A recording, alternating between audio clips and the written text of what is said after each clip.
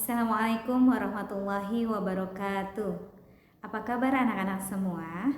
Semoga kalian tetap dalam lindungan Allah Subhanahu wa taala dan tetap semangat dalam belajar. Pada kesempatan kali ini, Ustazah akan menjelaskan tema 2 persatuan dalam perbedaan.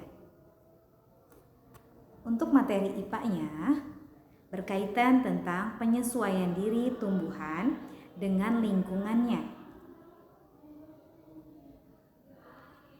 Hari ini kita akan belajar mendeskripsikan hubungan antara ciri-ciri khusus yang dimiliki oleh tumbuhan dengan lingkungan hidupnya. Sikap yang akan kita kembangkan yang pertama, peduli akan lingkungan dan rasa ingin tahu. Menjelaskan cara tumbuhan menyesuaikan diri terhadap lingkungannya. Perhatikan gambar. Apakah di sekitarmu ada tumbuhan yang memiliki ciri khas tertentu? Lakukan pengamatan terhadap tumbuhan yang menurutmu memiliki ciri khusus yang berkaitan dengan adaptasinya dengan lingkungan. Kalian tahu tumbuhan apa yang ada pada gambar? Ya, betul. Tumbuhan yang atas adalah tanaman eceng gondok, sedangkan yang bawah adalah tanaman Venus. Apa yang dimaksud dengan adaptasi? Adaptasi artinya kemampuan makhluk hidup menyesuaikan diri dengan lingkungannya. Adaptasi dibagi menjadi 3 macam. Yang pertama, adaptasi morfologi. Yang kedua, fisiologi. Yang ketiga, tingkah laku. Adaptasi morfologi merupakan adaptasi bentuk tubuh baik tumbuhan maupun hewan terhadap lingkungannya. Sedangkan fisiologi merupakan penyesuaian fungsi-fungsi tubuh makhluk hidup terhadap lingkungannya. Sedangkan tingkah laku merupakan penyesuaian tingkah laku tertentu pada makhluk hidup tertentu terhadap lingkungannya. Apa sih tujuan tumbuhan beradaptasi? Yang pertama, untuk menyesuaikan diri terhadap lingkungannya dan mempertahankan dirinya, mempertahankan hidupnya. Yang kedua, untuk melindungi diri dari pemangsa agar ia tidak dimakan ataupun tidak dilukai oleh makhluk lain atau hewan-hewan lain, maka beberapa tumbuhan memiliki penyesuaian diri untuk melindungi dirinya. Lalu yang ketiga, untuk menarik hewan penyerbu. Hewan-hewan penyerbu di sini adalah serangga. Jadi tumbuhan tertentu akan mengeluarkan bau yang tertentu gitu ya, untuk menarik hewan-hewan dan membantu penyerbukannya. Selanjutnya yang keempat, untuk mendapatkan nutrisi. Perhatikan video ini.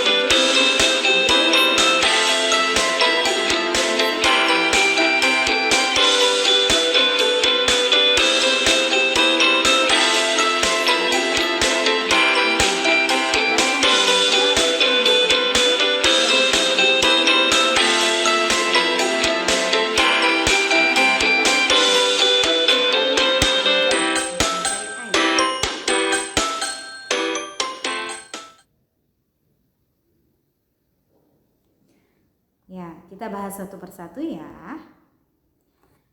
Ciri khusus beberapa tumbuhan, yang pertama kantong semar, merupakan tumbuhan pemakan serangga. Tumbuhan pemakan serangga disebut tumbuhan insektivora. Bagian dalam kantong semar mengandung enzim pencernaan yang berguna untuk mencerna serangga. Bagian yang berbentuk seperti kantong merupakan daun yang termodifikasi menjadi kantong atau corong. Perhatikan gambar, ada seekor lalat yang menempel pada kantong semar. Nanti lalat itu lama-kelamaan akan tertarik untuk menghisap enzim yang ada di dalam kantong semar. Nah, tetapi ketika sudah masuk di dalam kantongnya, dia akan termakan dan kantong semar akan mengambil nitrogen dari lalat tersebut. Yang kedua, tumbuhan teratai. Perhatikan gambarnya, daunnya tipis dan lebar, terapung di air. Ya, teratai merupakan tumbuhan yang ada di lingkungan air, disebut tumbuhan hidrofit. Ciri-cirinya daun lebar dan tipis untuk mempercepat penguapan dan mengapung di air. Lalu akarnya tertanam kuat di dasar air, berfungsi menjaga letak tumbuhan agar tidak mudah terbawa arus air. Yang ketiga, permukaan daunnya diselimuti lapisan lilit agar daun tetap kering jika terkena air. 3. Venus flytrap merupakan tumbuhan insektivora. Daun tumbuhan Venus berbentuk seperti dua tangkuk dan memiliki rambut sensor yang berfungsi untuk menerima rangsangan jika ada mangsa yang hinggap di daunnya. Perhatikan gambar. Daunnya berbentuk tangkup. Ketika ada lalat masuk ke dalam daunnya, lalu sensornya akan bekerja. Tiba-tiba langsung menutup dan tertangkaplah serangga-serangga yang lewat daunnya tersebut untuk diambil nitrogennya. Ada lagi yang keempat, Drosera, hidup di lingkungan yang kering dan miskin hara.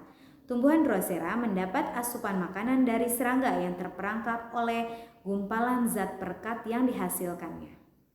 Perhatikan gambar. Tanaman Drosera ini akan menggulung batangnya jika ada serangga yang mendekatinya. Selanjutnya yang kelima, putri malu. Mengatupnya daun putri malu ketika disentuh bersifat sementara dengan tujuan mengelabuhi hewan yang tadinya akan memakan tumbuhan tersebut, mengira bahwa tumbuhan telah layu dan tidak enak dimakan. Kalian pernah melihat putri malu? Ya, adanya banyak di kebun-kebun, lapangan. Jika kita sentuh, dia akan menutupkan daunnya. Yang keenam, kaktus.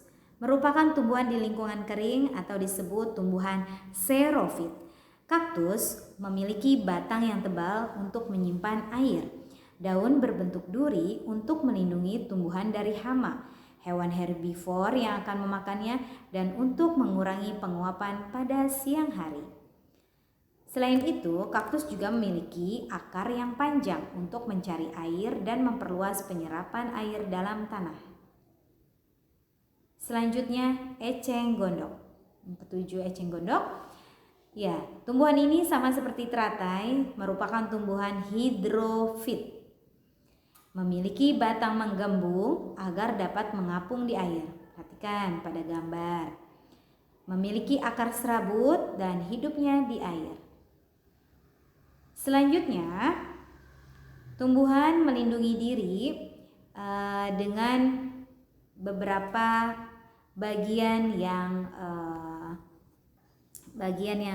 tertentu. Yang kedelapan, mawar, memiliki duri pada tanaman mawar, sehingga mawar ini tidak dimakan oleh hewan pemakan tumbuhan karena dia berduri.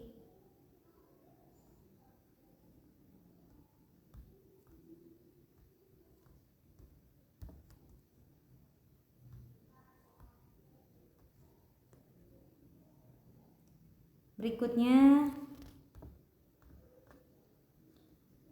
9. Nanas, memiliki duri yang tajam pada tanaman nanas. Ini juga untuk melindungi dirinya.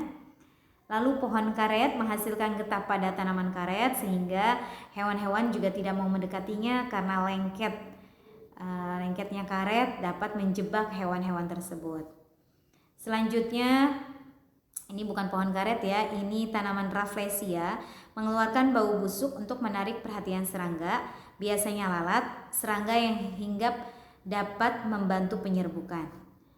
Yuk, oke, selesai sudah penjelasannya, kita boleh latihan. Buka buku tulisnya, boleh cari di Google atau sumber lain. Yang pertama, rumput tidak memiliki bunga dengan warna yang menarik, sehingga sulit untuk memikat hewan yang membantu penyerbukan. Menurutmu bagaimana cara penyebaran benih rumput? Silakan dijawab. Nomor 2, bagaimana penyesuaian tumbuhan jati saat menghadapi musim kemarau? Ya, setelah 2 nomor itu kalian kerjakan, selanjutnya kerjakan latihan penilaian harian subtema 1 buku pendamping IPA halaman 33 sampai 35 bagian A dan B. Demikian penjelasan dari Ustazah, kurang lebihnya Ustazah mohon maaf. Wabillahi taufiq wal hidayah. Wassalamualaikum warahmatullahi wabarakatuh. Dah.